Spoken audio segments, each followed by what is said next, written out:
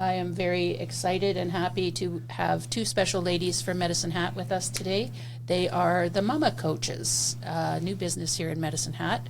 We have Tia Heinrichs and Sarah Clark joining us. They are registered nurses and they are running a business called Mama Coach. My first question is for you, Tia. What is Mama Coach? That's a great question. So I met Sarah in the NICU. We're both registered nurses that work in the NICU, and she has had her private practice for 4.5 years. And when we met in the NICU, she approached me and said, hey, I'm providing the support in the community, and I'd really love a partner in this so that we can show up with more accessibility and more consistently. And I was so honored and flattered to be approached by her, so I opened my own private nursing practice under the Mama Coach brand about 1.5 years ago.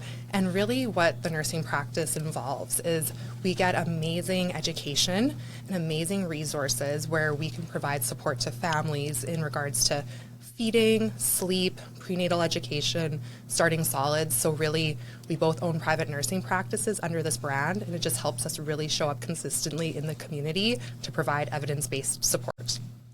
Sarah, why did you want to be a Mama Coach? Well, it actually came from my own personal experience of becoming a mom. I had my firstborn son in 2020, so at the height of the COVID pandemic, and I really felt like there was lacking resources for new moms during that time.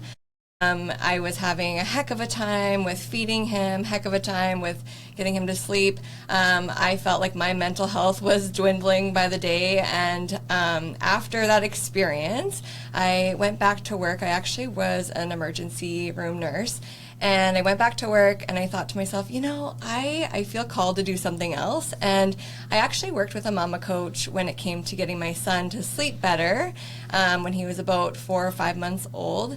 And it was a game changer for me. And it made such a difference in my life, made such a difference in my mental health. And I thought, hey, like how cool would it be for me to actually provide these resources for moms in Medicine Hat?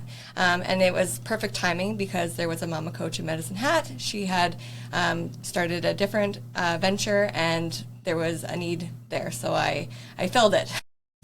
I've heard of someone called a doula that helps with birth.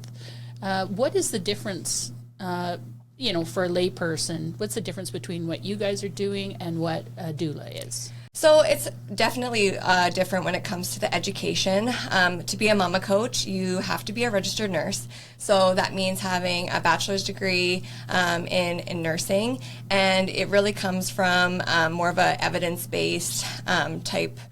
It's not saying that doulas don't provide that kind of service, but it is more evidence-based, and it comes from just a bit more education. And with a doula, they can help a mom when pregnancy, they can help a mom during their birth, they can help a mom after their birth. And our services are a bit different. We don't attend births for moms or anything like that. We provide evidence-based education prenatally in regards to prenatal education, in regards to feeding. And then afterwards too, we have a clinic space, and we can also provide home services where we can help moms with feeding, and we can help moms with sleep and that sort of thing. So it is a bit different in that way. Do you find that your clientele are all first-time moms, or is it a mix? You know, it really is a mix, but we do find we service a lot of first-time moms where they do feel maybe a little overwhelmed, especially when it comes to feeding difficulties. But I think me and Sarah in both our practices do see first-time moms, second-time moms. You never know what kind of experience you're going to have with a baby, and we always like to really validate moms that if this feeding experience feels different than your first, or the sleep experience feels different than your first, even the pregnancies, that's really normal, and we really like to encourage those second-time, third-time moms to reach out if they're feeling any of those differences.